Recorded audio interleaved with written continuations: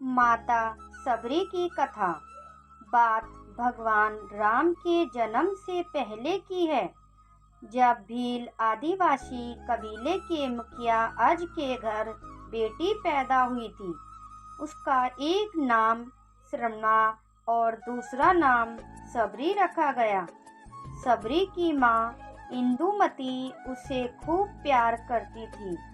बचपन से ही सबरी पशु पक्षियों की भाषा समझकर उनसे बातें करती, और जब सबरी की माँ उसे देखती तो कुछ समझ नहीं पाती थी।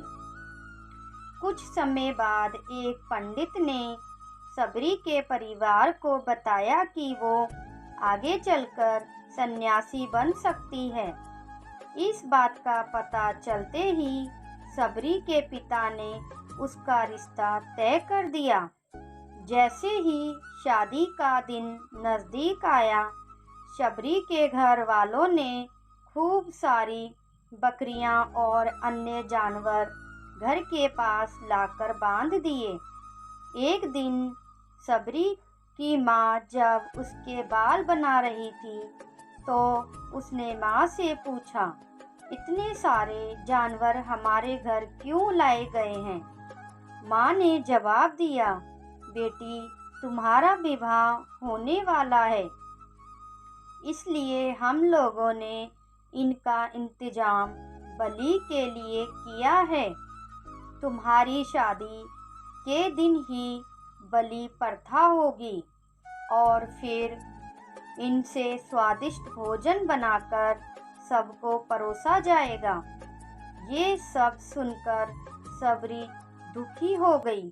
काफी देर तक सबरी ने उन जानवरों को आजाद करने के बारे में सोचा।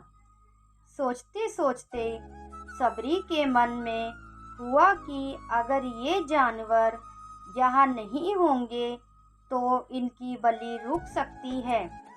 ऐसा नहीं हुआ तो मेरे घर से कहीं चले जाने पर ही ये बलि रुकेगी।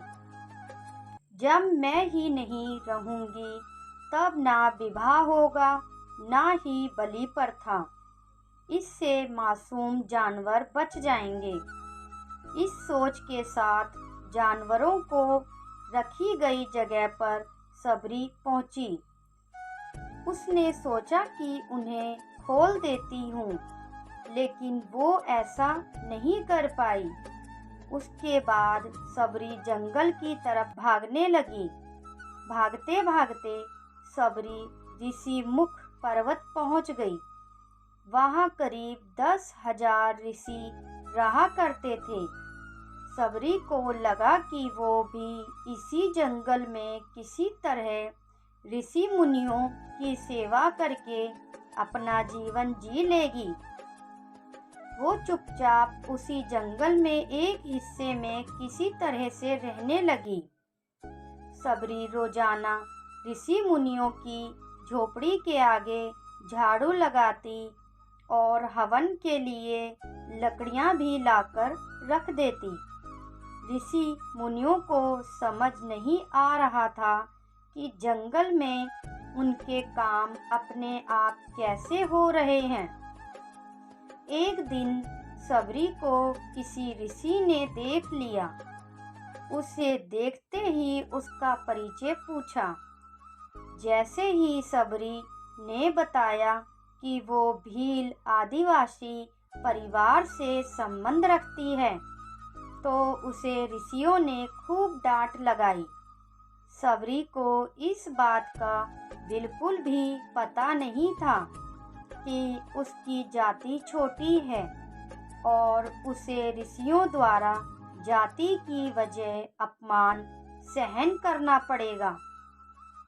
इतना सब होने के बाद भी सबरी हर ऋषि मुनि के दरवाजे पहुंचती और उनके आंगन में झाड़ू लगाकर उनसे गुरु दीक्षा देने के लिए कहती। हर कोई सबरी को उसकी जाति की वजह से अपने आश्रम से भगा देता था। ऐसा होते होते काफी समय बीत गया। उसके बाद सबरी मंतक ऋषि की कुटिया में पहुंची। वहां पहुंचकर मंतक ऋषि को सबरी ने बताया कि वो उनसे गुरु दीक्षा लेना चाहती है।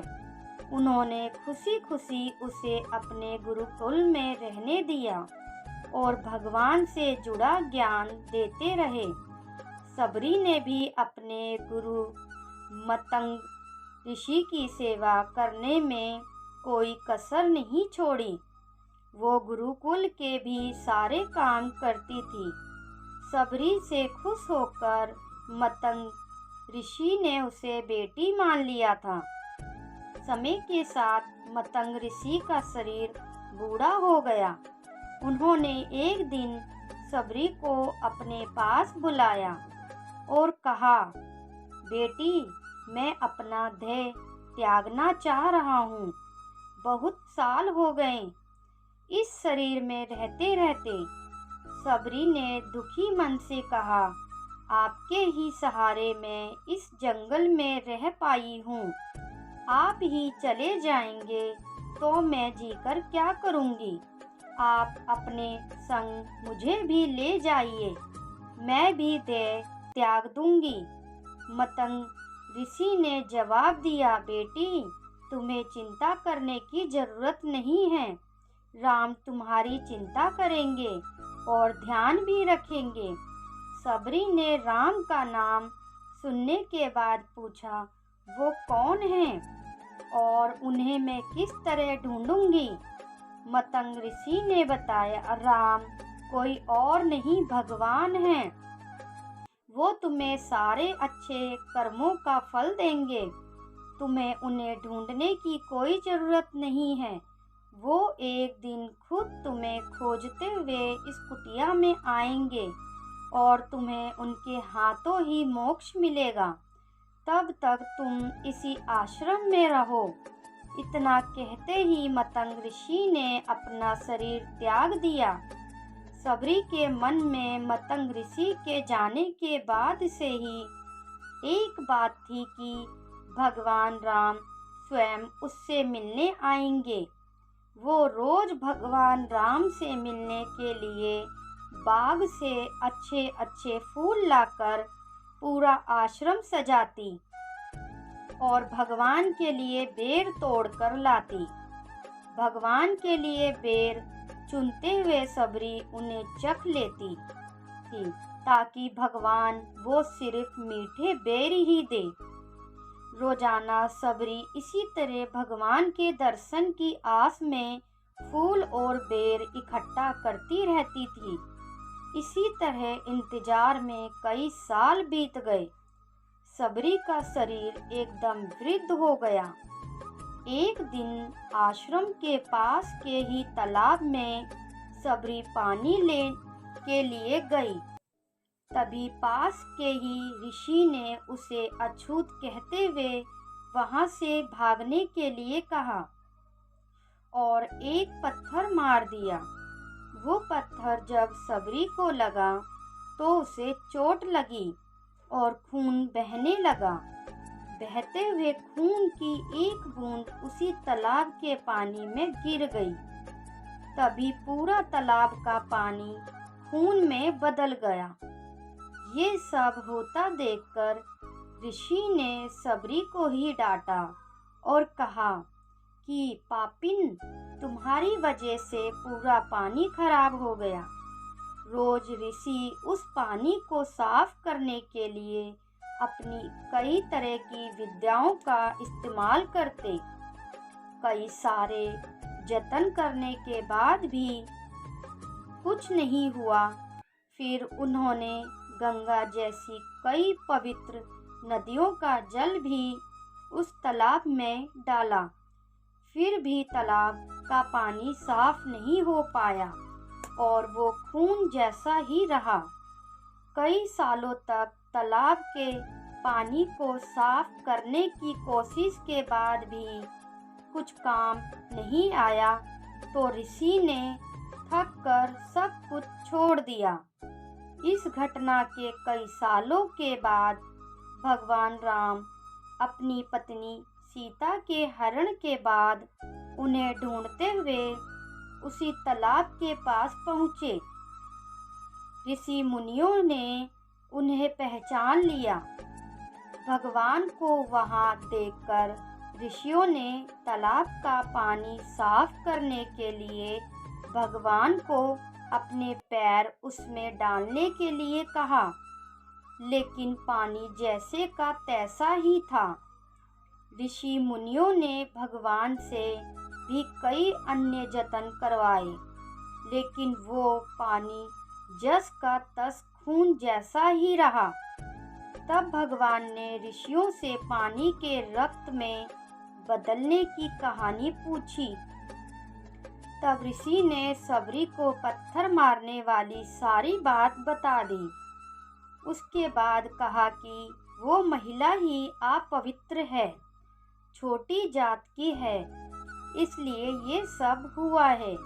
उसी वक्त भगवान राम ने कहा, ये सब आप लोगों के खराब वचनों से हुआ है। सबरी को इस तरह के शब्द बोलकर आप लोगों ने उसे नहीं बल्कि मेरे दिल को घायल किया है।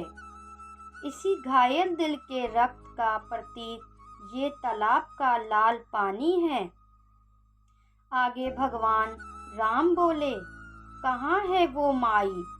मैं उनसे मिलना चाहता हूँ। तब तक सबरी उसी तालाब के पास पहुँच जाती है। इस दौरान सबरी के पैर को ठोकर लगती है और कुछ घुल उस तालाब में जाती है। तभी सारा पानी साफ हो जाता है। भगवान सबसे कहते हैं कि देखिए, आप लोगों ने क्या कुछ नहीं किया, लेकिन पानी साफ नहीं हो पाया। अभी सिर्फ इनके पैर की थोड़ी सी ही धूल ने ही तालाब का पानी साफ कर दिया। भगवान राम को सबरी पहचान चुकी थी। उन्हें प्रणाम करके सबरी ने कहा, भगवान आप मेरे साथ कुटिया में चलिए। भगवान भी खुशी खुशी सबरी के साथ चल पड़े। फूलों से सबरी ने भगवान राम का स्वागत किया। वो सीधे बेर तोड़ने के लिए भाग गई और चक कर उनके लिए बेर लेकर आई। उन्होंने बड़े ही प्यार से भगवान राम और उनके भाई लक्ष्मण को बेर दिए। भगवान राम ने भी उतने ही प्यार से उन बेर को खाना शुरू किया। तभी बेर देखकर मुंह बनाते हुए लक्ष्मण ने कहा, भैया ये बेर झूठे हैं, इन्हें आप कैसे खा सकते हैं? भगवान ने जवाब दिया, लक्ष्मण ये झूठे नहीं बल्कि बहुत मीठे हैं। सबरी माई हम सब के लिए ये बहुत प्यार से तोड़कर लाई है। इतना कहकर भगवान राम प्यार से उन बेर को खाने लगे। भगवान ने जाते हुए सबरी माई से कहा, आप मुझसे जो चाहें वो मांग सकती हैं। सबरी ने उन्हें कहा, मतंग ऋषि के कहने पर मैं आज तक सिर्फ आपके दर्शन के लिए ही जी रही थी। आप मुझे मोक्ष प्रदान कीजिए। मैं अपना शरीर आपके सामने ही त्यागूंगी। उसी वक्त सबरी ने अपना शरीर त्याग दिया।